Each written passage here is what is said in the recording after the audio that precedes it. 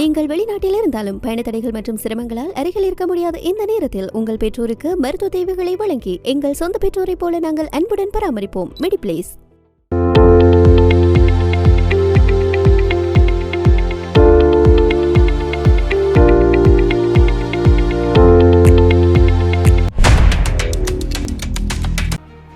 மத்திய கிழக்கு போர் 2026 தற்காலிக போர் நிறுத்தமும் நீடிக்கும் பதற்றமும்.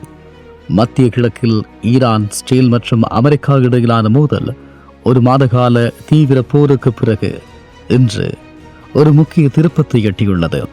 சர்வதேச நாடுகளின் அழுத்தம் மற்றும் அமெரிக்க அதிபர் டொனால்ட் ட்ரம்பினுடைய தலையீட்டால் ஒரு தற்காலிக போர் நிறுத்தம் அறிவிக்கப்பட்டாலும் கள நிலவரம் இன்னும் பதற்றமாகவே உள்ளது. அமெரிக்க ஜனாதிபதி டொனால்ட் ட்ரம்ப் மற்றும் பாகிஸ்தான் பிரதமர் இடையிலான தூதரக பேச்சுவார்த்தைகளின் பலனாக ஈரான் மற்றும் அமெரிக்கா இடையே 2 வார கால தற்காலிக போர் நிறுத்தம் உடன்பாடாகியுள்ளது. ஈரான் தனது கட்டுப்பாட்டில் வைத்துள்ள ஹார்முஸ் நீரிணையை சர்வதேச கப்பல் போக்குவரத்திற்காக உடனடியாக திறக்க வேண்டும் என்ற நிபந்தனையின் அடிப்படையில் இந்த அமைதி ஒப்பந்தம் எட்டப்பட்டுள்ளது. அமெரிக்கா தனது தாக்குதல்களை நிறுத்தினால் மட்டுமே தாங்கள் தற்காப்பு நடவடிக்கைகளை நிறுத்துவோம் என ஈரான் தெரிவித்துள்ளது. ஈரானுடனான போர் நிறுத்தத்தை வரவேற்றாலும் இஸ்ரேல் பிரதமர் பெஞ்சமின் நெதன்யாகு ஒரு முக்கியமான அறிவிப்பை வெளியிட்டுள்ளார். இந்த போர் நிறுத்தம் லெபனானுக்கு பொருந்தாது என்பதே அது. லெபனானில் உள்ள ஹிஸ்புல்லா அமைப்பினரை இலக்கு வைத்து இஸ்ரேல் தனது வான்வழி தாக்குதல்களை தொடர்ந்து வருகிறது. இன்று தெற்கு லெபனானில் நடத்தப்பட்ட தாக்குதலில் சுமார் 89 பேர் கொல்லப்பட்டதாகவும் 700க்கும் மேற்பட்டோர் காயமடைந்ததாகவும் தகவல்கள் தெரிவிக்கிறது. தெற்கு லெபனானின் முக்கிய நகரமான டயர் பகுதியில் உள்ள மக்களை உடனடியாக வெளியேறுமாறு இஸ்ரேலிய பாதுகாப்பு படை எச்சரித்துள்ளது. லெபனான் மீதான தாக்குதல்களை இஸ்ரேல் நிறுத்தவில்லை எனில் தெல் அவீவ் மீது நேரடி ஏவுகணை தாக்குதல் நடத்தப்படும் என ஈரான் எச்சரித்துள்ளது. ஏப்ரல் 7 மற்றும் 8 தேதிகளில் ஈரான் ஏவுகணைகளில் சிலவற்றில் கிளாஸ்டர் வெடிகுண்டுகள் பயன்படுத்தப்பட்டதாக இஸ்ரேல் குற்றம் சாட்டியுள்ளது. இவை வான்வெளியிலேயே வெடித்து சிதறி பெரும் சேதத்தை ஏற்படுத்தியுள்ளன. 2026 பிப்ரவரி 28 அன்று தொடங்கிய இந்த போரில் இதுவரை ஆயிரக்கணக்கான இராணுவ வீரர்களும் பொதுமக்களும் உயிரிழந்துள்ளனர். ஈரானின் உச்ச தலைவர் அலி கமேனி கொல்லப்பட்டது இந்த போரின் மிக முக்கியமான திருப்பு முனையாக கருதப்படுகிறது. ஹார்முஸ் நீரிணை மூடப்பட்டதால் உலகளாவிய கச்சா எண்ணெய் விநியோகம் பாதிக்கப்பட்டு எரிபொருள் விலை உயர்வடைந்தது. தற்போதுள்ள 14 நாட்கள் இடைவெளியை ஒரு நிரந்தர அமைதி ஒப்பந்தமாக மாற்ற அமெரிக்கா மற்றும் பிற நாடுகள் தீவிரமாக முயன்று வருகிறது. அமெரிக்காவின் 15 அம்ச திட்டம் மற்றும் ஈரானின் 10 அம்ச திட்டம் ஆகியவற்றை அடிப்படையாக கொண்டு பேச்சுவார்த்தைகள் நடந்து வருகிறது. இருப்பினும் லெபனானில் இஸ்ரேல் தனது தாக்குதலை தொடர்வதும் பதிலுக்கு ஈரான் விடுத்துள்ள எச்சரிக்கையும் இந்த தற்காலிக அமைதி எவ்வளவு காலம் நீடிக்கும் என்ற அச்சத்தை உலக நாடுகளிடையே ஏற்படுத்தியுள்ளது. மத்திய கிழக்கின் இந்த அமைதி முயற்சி வெற்றி பெறுமா அல்லது மீண்டும் ஒரு பெரும் போராக வெடிக்குமா என்பது வரும் 2 வாரங்களில் எடுக்கப்படும் தூதரக முடிவுகளை பொறுத்து அமையும். போர் நிறுத்த ஒப்பந்தத்தின் ஒரு பகுதியாக ஹார்முஸ் நீரிணையை திறக்க ஈரான் சம்மதித்திருந்தாலும் ஒரு புதிய நிபந்தனையை விதித்துள்ளது. அதாவது நீரிணை வழியாக செல்லும் சர்வதேச கப்பல்களுக்கு பாதுகாப்பு மற்றும் சீரமைப்பு வரி வசூலிக்கப் போவதாக ஈரான் அறிவித்துள்ளது. இந்த நிதியை போரினால் சேதமடைந்த இடங்களை சீரமைக்க பயன்படுத்தப் போவதாக ஈரான் குறிப்பிடுகிறது. ஆனால் அமெரிக்கா மற்றும் பிற நாடுகள் இதற்கு இதுவரை அதிகாரப்பூர்வமாக அங்கீகாரம் அளிக்கவில்லை. தற்காலிகமாக ஈரானிய கடற்படையின் கண்காணிப்பின் கீழ் கப்பல்கள் அனுமதிக்கப்படுகிறது. இந்த 14 நாள் போர் நிறுத்தம் சும்மா வரவில்லை. இதன் பின்னணியில் பாகிஸ்தான் ஆற்றிய தூதரக பணி மிக முக்கியமானது. பாகிஸ்தான் பிரதமர் ஷெபாஸ் ஷெரீப் முன்னிலையில் ஏப்ரல் 11 அன்று இஸ்லாமாபாத்தில் ஈரான் மற்றும் அமெரிக்க பிரதிநிதிகள் சந்தித்து பேச உள்ளனர். 2ஆம் கட்ட திட்டம் கடந்த இந்த 14 நாட்கள் வெற்றிகரமாக முடிந்தால் அதை 45 நாட்கள் நீண்டகால போர் நிறுத்தமாக மாற்றும் இஸ்லாமாபாத் உடன்படிக்கை விவாதிக்கப்பட உள்ளது. இஸ்ரேல் ஈரான் இடையிலான போர் நிறுத்தம் இருந்தாலும் லெபனானின் நிலைமை மோசமடைந்து வருகிறது. கடந்த மார்ச் 2ஆம் தேதி முதல் இன்று வரை லெபனானில் மட்டும் 1497 பேர் கொல்லப்பட்டுள்ளனர்.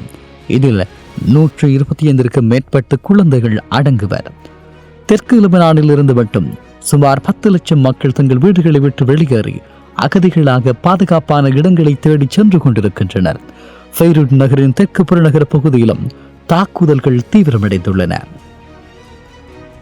இந்த மோதலில் முன்னப்போதும் இல்லாத வகையில் மேம்படுத்தப்பட்ட தொழில்நுட்பங்கள் பயன்படுத்தப்பட்டுள்ளது. ஹைப்பர்சோனிக் ஏவுகணைகள். ஈரான் தனது பட்டாரக ஹைப்பர்சோனிக் ஏவுகணைகளை பயன்படுத்தியதாகவும் அவை ஸ்டேலினுடைய அயன் டோம் பாதுகாப்பையும் மீறி சில இடங்களில் தாக்கியதாகவும் இராணுவ ஆய்வாளர்கள் குறிப்பிடுகிறார்கள். சைபர் தாக்குதல்கள். போர் நிறுத்தம் அறிவிக்கப்பட்ட சில மணி நேரங்களிலேயே ஈரானின் மின் உற்பத்தி நிலையங்கள் மற்றும் ஸ்டேலின் அரசு இணையதளங்கள் மீது பரஸ்பரம் சைபர் தாக்குதல்கள் நடத்தப்பட்டதாக தகவல்கள் கசிந்துள்ளது. இப்படியான ஒரு நிலையில் 14 நாட்களுக்கு பிறகு அமெரிக்கா ஈரானின் மீதான பொருளாதார தடைகளை தளர்த்துமா? லெபனானில் ஸ்டேல் நடத்தி வரும் தாக்குதல்களை நிறுத்த ஹிஸ்புல்லா வைக்கும் நிபந்தனை என்ன? ஹார்முஸ் நீரிணையில் வரி வசூலிக்கும் ஈரானின் முடிவை உலக வர்த்தக அமைப்பு ஏற்குமா? இந்த தரவுகள் தற்போதைய சூழலை இன்னும் ஆழமாக புரிந்து கொள்ள உங்கள் ஒவ்வொருவருக்கும் உதவும் என்று சொல்லலாம். இந்த நிலையில் இறுதியாக மத்திய கிழக்கின் தற்போதைய சூழலை உற்று நோக்கும் போது 14 நாள் போர் நிறுத்தம் என்பது ஒரு ராஜதந்திர வெற்றி என்பதை தாண்டி பிராந்திய வல்லரசுகள் தங்களை மறுசீரமைப்பு செய்து கொள்வதற்கான ஒரு கால அவகாசமாக தெரிகிறது. உலக பொருளாதாரத்தின் உயிர் நாடியான ஹார்முஸ் நீரிணை திறக்கப்படுவது சர்வதேச சந்தைக்கு ஒரு நிம்மதி பெருமூச்சு அளித்தாலும் லெபனானில் தொடர்ந்து சிந்தப்படும் இரத்தம் இந்த அமைதி ஒப்பந்தத்தின் தார்மீக வலிமையை கேள்விக்குள்ளாக்குகிறது. இந்த நிலையில் ஸ்டேலை பொறுத்தவரை ஈரானுடனான போர் நிறுத்தம் என்பது தனது முழு கவனத்தையும் ஹிஸ்புல்லா மற்றும் லெபனானின் எல்லை நோக்கி திருப்புவதற்கான ஒரு வாய்ப்பாகும். மறுபுறம் ஈரான் தனது உயர்மட்ட தலைமையை இழந்த அதிர்ச்சியில் இருந்து மீண்டு தனது ஏவுகணை திறனை உலகிற்கு நிரூபித்த கையோடு ஒரு வலுவான பேரம் பேசும் நிலைக்கு வர முயலுகிறது. பாகிஸ்தானின் மத்தியஸ்தம் ஒரு புதிய ஆசிய அரசியல் சமன்பாட்டை உருவாக்கியுள்ளது. வரும் 14 நாட்கள் இடைவெளி என்பது பல தசாப்த கால பகையை முடிவுக்கு கொண்டு வர போதுமானது அல்ல. ஏப்ரல் 11 நடைபெறவுள்ள இஸ்லாமாபாத் பேச்சுவார்த்தை வெற்றி பெற வேண்டுமானால் அது வரும் ஏவுகணைகளை நிறுத்துவது பற்றி மட்டுமல்லாமல் லெபனான் மற்றும் ஏனைய எல்லைப்புற பாதுகாப்பு குறித்து ஒரு மித்த முடிவு எட்ட வேண்டும்.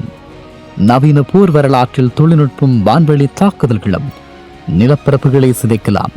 ஆனால் நிலப்பரப்பு சார்ந்து வாழும் மக்களின் அமைதியை ராஜதந்திரத்தினாலேயே மீட்க முடியும். மத்திய கிழக்கின் வானம் தற்போது ஏவுகணைகளின் ஒடியில் இருந்து சற்று ஓய்வெடுத்தாலும் லெபனானின் எல்லைகளில் கேட்கும் குண்டு சத்தங்கள் அடங்கும் வரை இந்த போர் நிறுத்தம் ஒரு முற்றுப்புள்ளி அல்ல, அது ஒரு காற்புள்ளி மட்டுமே. வல்லரசு நாடுகளின் பிடிவாதங்களும் பிராந்திய சக்திகளின் மேலாதிக்க போக்கும் தணிந்தால் மட்டுமே இந்த 14 நாட்கள் என்பது வரலாற்றின் ஒரு பொற்காலமாக மாறும். இல்லையில் இது இன்னும் ஒரு பெரும் புயலுக்கு முன்னால் நிலவும் நிசப்தமாகவே பார்க்கப்படும் என்றும் சொல்லலாம். இது எப்படியானாலும் இந்த நிலைமைகள் மாறுமா என்பதும் இந்த உலகத்தின் அமைதி மீள திரும்புமா என்பதும் தான் இப்போது இருக்கும் மிகப்பெரிய கேள்விகளாகும். இந்த கேள்விகளுக்கான பதிலை நாம் எங்கு யாரிடமிருந்து தேடி பூர்த்தி செய்து கொள்வது என்பதுதான் நம்மிடையே இருக்கும் மிகப்பெரிய சவாலாகும். இதை எப்படி அணுகப் போகிறோம் என்பதையும் இதை எப்படி கைக்கொள்ளப் போகிறோம் என்பதும் தான் உலக மக்களுக்கு இன்று இருக்கும் மிக பெரும் சவாலாகும்.